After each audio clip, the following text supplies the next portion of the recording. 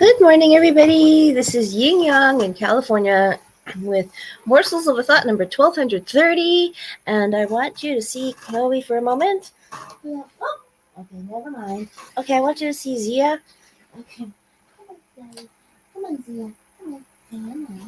Come on. Come on. Come on. Come on. Come on. Come on. Okay. Come on, Chloe. Okay, so we got Chloe here for a moment just to say hello. Hi, this is Chloe. Chloe has been out of the camera for so long. Oh, now Zia wants to come. This is fair. Okay, this is the first time I've ever had two cats on the camera, both on my lap. Yes, they do look the same. Oh, goodness. One has medium hair and one has short hair. Goodness gracious. That was the first. Today we're going to go through Wickedly Smart Women, Chapter 2, Faith Erases Anxious Reactions. Let's read that again. Faith, period, erases, period, anxious, period, reactions, period. Lynda Sunshine West. When your fear is strong, your faith is weak. When your faith is strong, your fear is weak. Tap into your faith and do it because you're scared. It's by Lynda Sunshine West. Lynda spelled with a Y. I'll go through who she is first. Let's see her face. I don't know if you can see her face. Let's see. Here we go. This is better. All right. Anyway. All right. She ran away at 5 years old. This is really about Lynda Sunshine West. And was gone an entire week. She came home riddled with fears and in turn became a people pleaser. At age 51, she decided to face one fear every day for an entire year. In doing so, she gained an exorbitant amount of confidence and now uses what she learned to fulfill her mission of empowering 5 million women and men to write their stories. Lynda Sunshine West is the founder and CEO of Action Takers Publishing, a speaker, 17 times #1 international best-selling and award-winning author, executive contributing author at Brains Magazine, executive film producer, and red carpet interviewer. Let me see if she was the one who signed it. Lynda. Yeah, it was her. Founder of ATP, I hereby give permission to Morsels of a Thought and Mary Wu to read Wickedly Smart Women content on the show.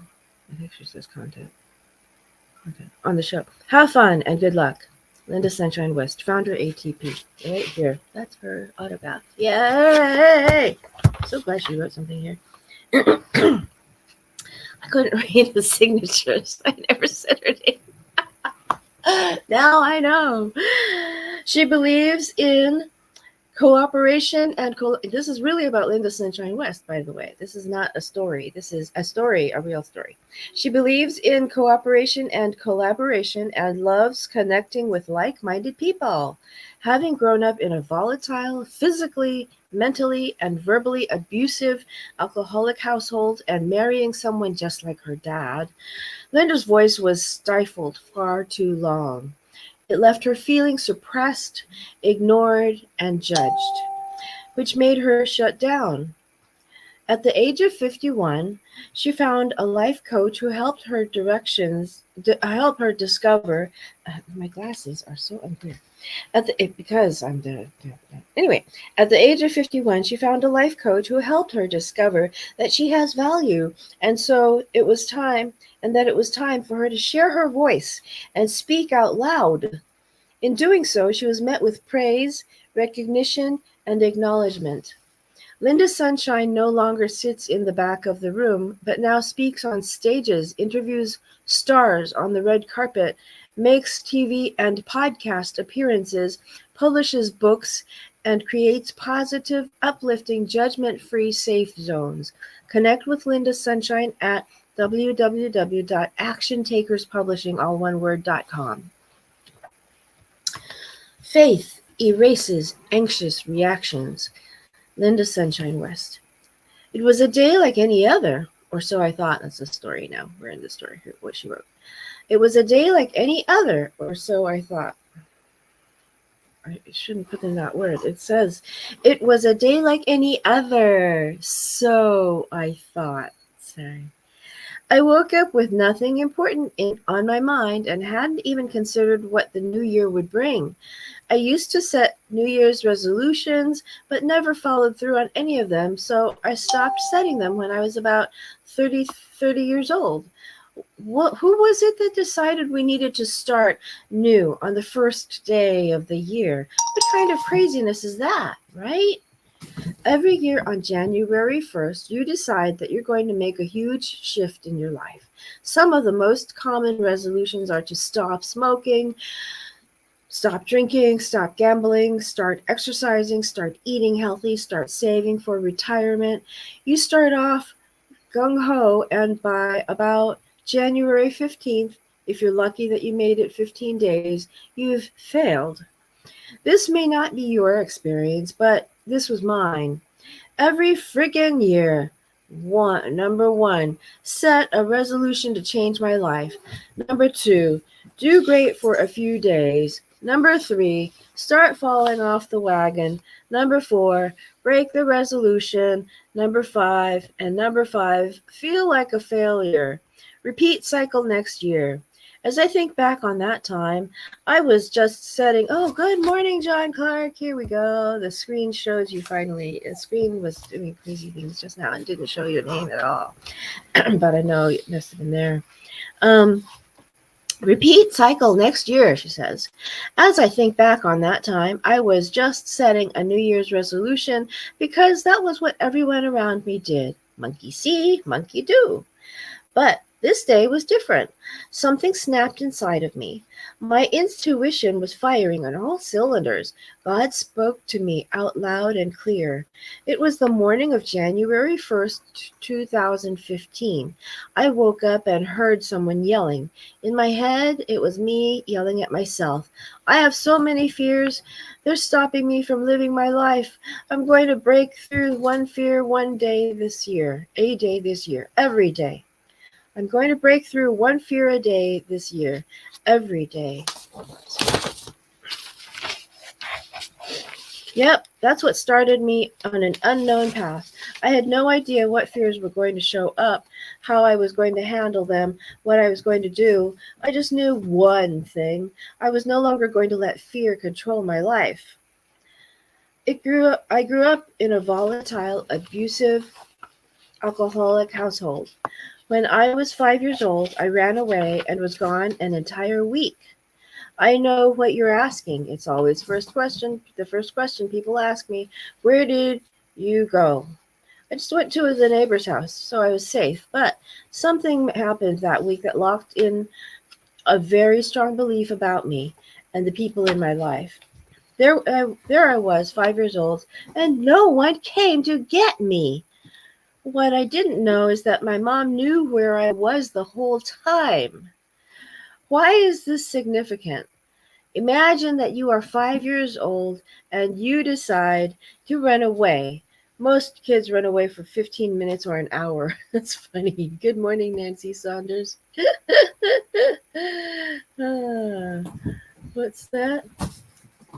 Sounds like a good path. Yes, it does. Imagine that you're 5 years old and you decide to run away. Most kids run away for 15 minutes or an hour. I did one time. I ran away to 3/4 of the way up the block toward actually less than that. 3/4 of the way up to like the second or third house. And then I went back and they never knew I ran away. And they never knew. I ran back. I think I ran back, or maybe I walked back. I think I walked back. sauntered back. Good morning, Nancy Saunders. Imagine that you are 5 years old and you decide to run away. Most kids run away for 15 minutes or an hour. You go to your friend's house and play all day long with your friend. You're having a great time. Then nighttime comes and no one tells you to come home. So you stay the night at your friend's house. You're still having fun. The same pattern continues 7 days in a row. Then on day 7, your mom calls the neighbor and says, Linda has been gone long enough. You can send her home now. Finally, your mom misses you. What happened during those 7 days was instrumental in my belief system for the next 40 years until the age of 51, 2015. The belief was the belief that was locked in tight to my core was they don't love me. They don't want me around. Having this belief caused me to look at my life from that perspective, one of feeling unwanted and unloved. When I came home, however, I, I heard I ran and took the little brother with. But you don't remember? Oh, that's funny, Nancy Saunders. I don't know if that's funny, but it's cute actually. Well, it's not cute. It's what's that called? It's sentimental kind of. It's heart wrenching actually. It's like, oh, Sandy Fancy. I think so. Gosh, oh, I had a little brother too. We got punished one time. Actually, we got punished one time, and we were told to leave the house ever. And so we were outside the front door. My mom closed the door, or my dad closed the door, whichever one. I know it was my mom that opened the door. I don't remember which one of them closed the door. But anyway, we stood there right by the front door. My shoulder was touching the front door all that time. And we just talked like, they don't want us anymore. What do we do? Well, and then I didn't say anything. And then we just waited about 10 minutes maybe or more. Maybe it was 2 hours. I don't remember. Maybe it was even more than 2 hours. But it was a long time. But finally my mom opened the door and said, are you going to be good? She knew we were right there. How did she know that? Come to think of it. I have never thought of that before. How did she know? Open the door and just look like that rather than come flying out there trying to run down the stairs? I didn't notice this until just this moment, and I'm 58. Oh my goodness. Thank you, Lynda Sunshine West. You're bringing back something and triggering a huge recognition, realization. Oh my gosh. Yeah, they knew we were right there. They must have seen my head through the peephole, I guess. They must have seen. Or they heard us muttering, talking really slowly, quietly. He was shorter than me. He was like, I was 9 or 10 and he was about 4 or 5. So he was half my height. So I was looking down all that time talking to a little brother. Anyway, back to Lynda Sunshine West. One of feeling unloved, unwanted, and unloved. When I came home, however, a whole different set of beliefs was created. I became riddled with fear and transformed into the ultimate people pleaser. I was a chameleon. I could adapt to any situation. If you loved it, I loved it. If you hated it, I hated it. I had a tremendous need to be liked. I remember saying, I just want people to like me. See, I'm wondering why I didn't remember much. Yeah, I know, huh? Yeah, huh? That's a good wonder. Yeah, it's a good wonder. Yeah, I don't know. That's a good wonder, actually. That's a good thing to wonder. You'll remember. Eventually you'll remember. Meditate, meditate, meditate. And you'll remember. You'll remember. You will remember. Nancy Saunders. I just want people to like me. So I conformed to okay. If you loved it, I loved it. If you hated it, I hated it. I had a tremendous need to be liked. I remember saying, I just want people to like me. So I conformed to everything and everyone around me. On that morning of January 1st, 2015, I embarked on a journey like nothing else I had ever experienced. Rather than a New Year's resolution, I then decided I decided to embark on a New Year's commitment with a capital C. A commitment felt so much better to me, and simply changing that one word helped me grasp the gravity of what I was doing, and it helped keep me on track. I decided that's a good thing. I decided that every morning I would follow a new routine. Every morning when I woke up, before getting out of bed, I would ask myself a simple three-word question. What scares me? Then I would lay in bed waiting for the first fear to hop into my head. My commitment to myself was to break through that fear that day. What? Who does something like that? Who has that many fears? Let's read that again. What? Who does something like that? Who has that many fears? What types of fears showed up? Were any fears repeats? What did you learn? Was there an underlying fear? I get asked those questions all the time. The main thing most people want to know is if I really had that many fears. They can't imagine breaking through fears 365 days in a row. Well, until that point, I couldn't imagine it either. As a matter of fact, I never did imagine it. It was just something that happened. Looking back on it, I believe it was my intuition telling me I had to do it so I could love the life I'm living now and serving my purpose on this planet. I had to break through those fears so I could take my position while I'm here. The first 3 months, I faced fears such as talking to strangers, starting a conversation, and going to networking events. I was feeling cautiously optimistic, but fear was still prominent. About 3 months into facing about 3 months into facing one fear every day, I was brushing my teeth and reciting an acronym I had heard many times in my life. False evidence appearing real. False evidence appearing real. False evidence appearing real. Staring at myself, I realized that acronym is a lie. I broke down and realized that there was nothing false about my fear. My fears are as real as can be to me. There was no evidence in anything. It didn't appear real. It was real. Wow, what an aha moment. Yeah.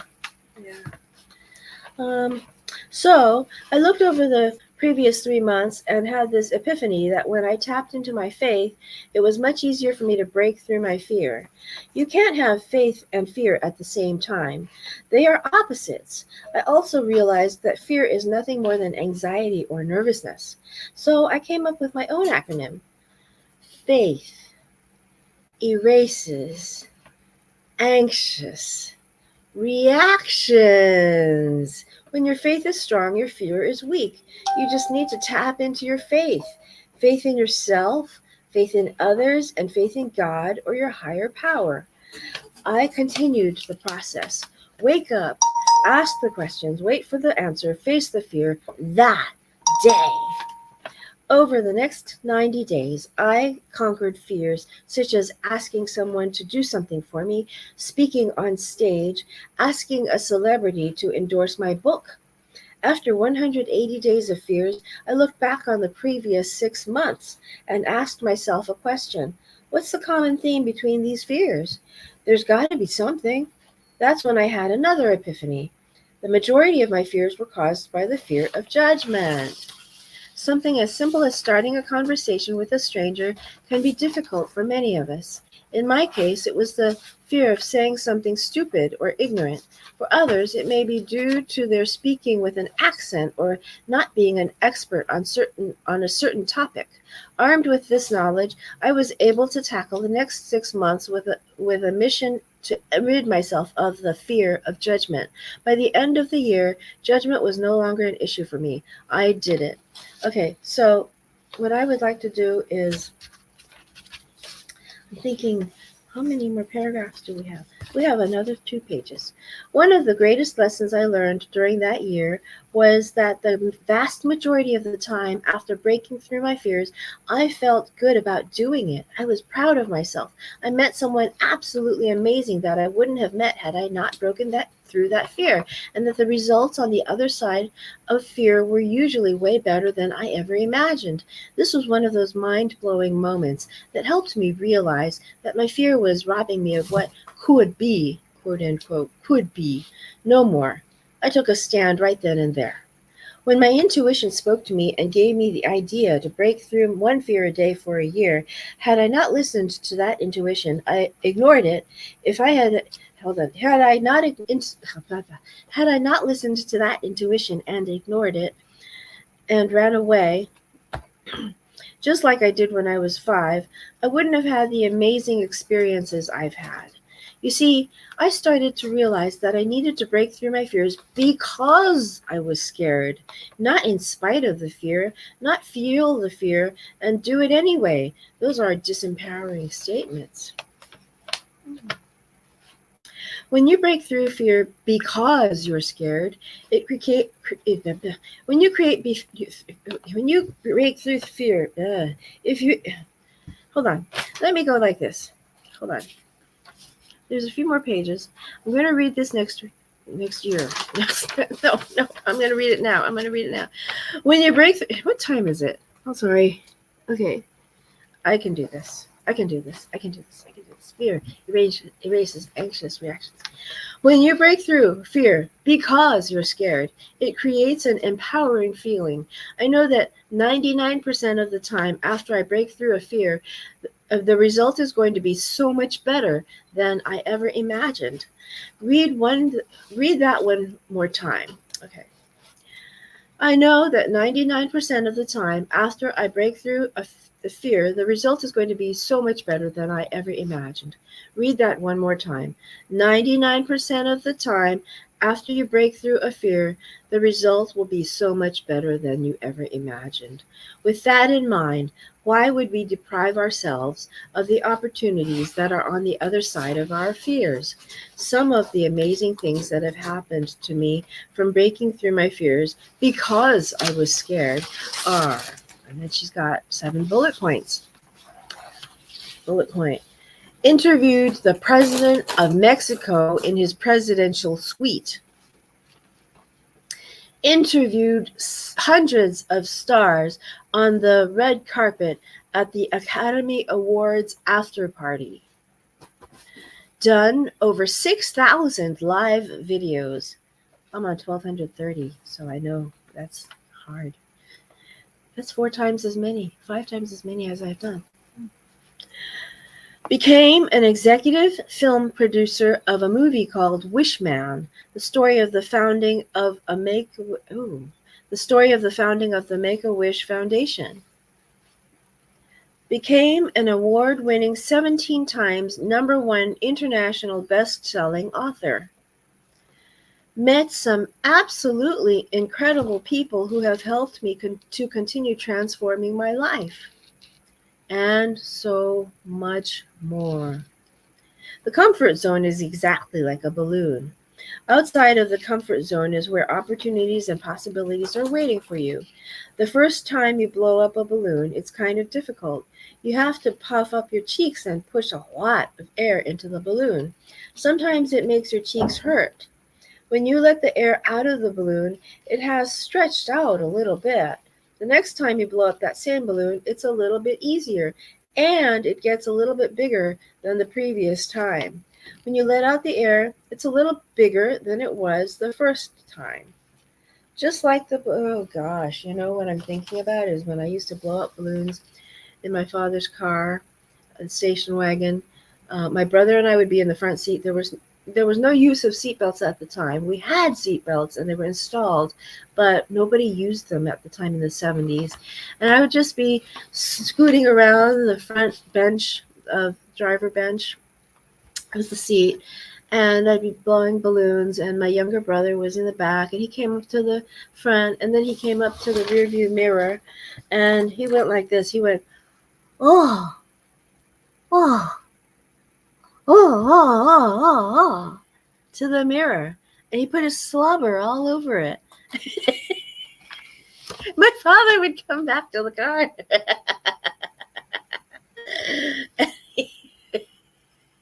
He would see the mirror completely covered in slobber. Sorry, Lynda Sunshine West. I can't believe I'm going to digress on this. Oh boy. But anyway, back to her story. Just like the balloon, the first time you break through a fear, it's kind of difficult. After you've broken through that fear, you're a little less fearful prior to breaking through the fear. Sometimes you are elated with the results you get. The next time you break through a fear, it's a little easier. Not only that, but you have enlarged the size of your comfort zone. The more fears you break through, the larger your comfort zone grows. Eventually, you get to the point when you realize that breaking through your fears is crucial to your success, that breaking through your fears is necessary in order to live the life you truly want to live. When we allow our fears to hold us back, we are not living our full potential. When we allow our fears to hold us back, we are not experiencing everything this life has to offer. When we allow our fears to hold us back, we are depriving ourselves of all the goodness that awaits us on the other side of fear. I may not have the same fears as you, but our fears are very real to each of us.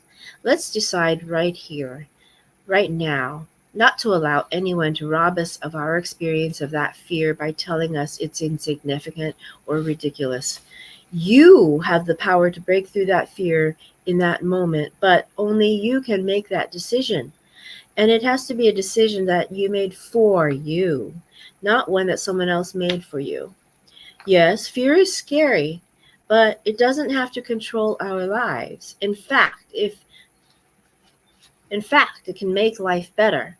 So when you've identified a fear in your life, face it head on and do it because you're scared. That is so cool. That is so cool. This book, reading, look at these smart women. I need this book. Yes, you do. Traveling today. Have a great day. Bye, John Clark.